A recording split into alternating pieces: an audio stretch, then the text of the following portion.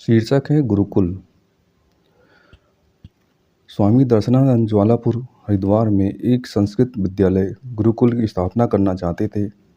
गंगा नहर के साथ लगी गुरुकुल कांगड़ी के पीछे की भूमि उनको श्रेष्ठ लगी। शराबी कबाबी सीताराम बाबू, जो उस समय पुलिस के एक बहुत बड़े अधिकारी थे, नाच मुसरा देख कर रात को लौटते।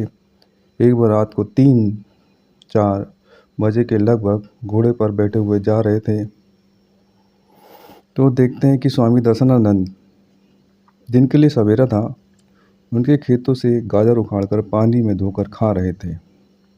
सीताराम बाबू ने घोड़ा रोक कर कहा, बाबा, सवेरे सवेरे भगवान का नाम लेते हैं, आप गाजर खा रहे हैं, लगता है आप कई दिनों से भूखे हो। अगर कृपा हो तो मेरे घर चलिए, मैं आपको भोजन कराना चाहता हूँ। स्वामी जी ने कहा कि तुम जैसे शराबी कबाबी भोजन ग्रहण करके क्या अपनी बुद्धि बिगाड़ूं? तुम जैसे शराबी कबाबी का भोजन ग्रहण करके क्या अपनी बुद्धि बिगाड़ूं? सीताराम बाबू हंसने लगे और कहने लगे, मैं तो जैसा हूँ वैसा हूँ, पर एक बात बताऊँ, मेरे घर में तपस्या करने वाली एक देवी है।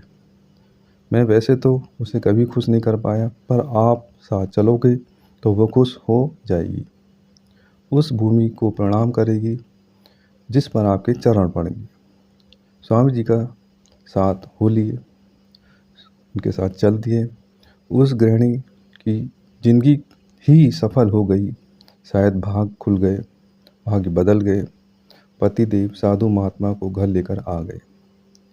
उसने मन ही मन भगवान से प्रार्थना की, भगवान को प्रणाम किया और कहा कि उनके पति की ऐसी भावना बनी रहे। सीताराम बाबू ने ही अर्ज किया कि बताइए, आपकी सेवा या क्या सेवा की जाए। स्वामी जी ने कहा, बुरे कर्मों को सुधारने का कुछ कार्य कर दो। नहर के निकट आपकी वह जमीन जिसकी गाजरे में रोज सवेरे खाता हूँ,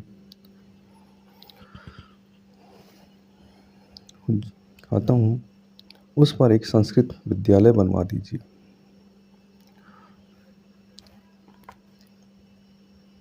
तुम वहाँ पर विद्यार्थी पढ़ेंगे, आएंगे जाएंगे, और तुम वो भूमि विद्यार्थियों के लिए दान दे दो। तब तो मैं तुम्हारे घर का भोजन ग्रहण करूँगा, अन्यथा मैं भोजन ग्रहण नहीं करता।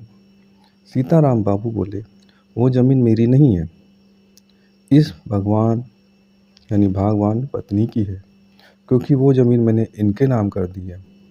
ये देना चाहे तो वो आपको दे सकती है। वो गृहिणी बेचारी हाथ जोड़ती हुई आई और कहने लगी, सारी ज़मीन तो गलत कार्यों में बेची चली जा रही है और उसको लगातार ख़त्म कर रहे हैं। अगर ये छोटी सी ज़मीन का टुकड़ा किसी अच्छे काम में लग जाए तो इससे बढ़िया और क्या बात हो सकती है। आप इसे ले लीजिए और जो करना चाहे कीजिए। उसी ज़मीन पर एक विद्यालय बनाकर गुरुकुल विद्यालय बना। अपने समय के प्रधानमंत्री जवाहरलाल नेहरू वहाँ के समारोह में पहुँचे, वातावरण देखा, विद्यार्थियों को देखा और बहुत ही प्रसन्न हुए, बहुत ही प्रशंसा की। पंडित जवाहरलाल नेहरू बहुत ही प्रसन्न हुए। उस भूमि पर विद्यालय से देश के बहुत सारे क्रांतिकारी और देशभक्त पैदा हुए।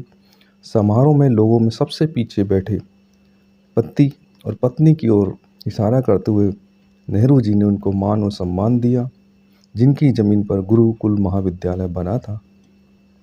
गुरुकुल में विद्यार्थी जब भोजन करें तो विद्यार्थियों को भोजन कराने के बाद जो भोजन शेष बचता, उसमें से थोड़ा सा भोजन लेकर बाहर बैठकर वो पति और पत्नी खाते। आते जाते लोग उनको प्रणाम करते, उनके चरणों की धूल माथे से लगाते और अपने आप को धन्य कहते। यही है उस तपस्विनी की कहानी। धन्यवाद दोस्तों।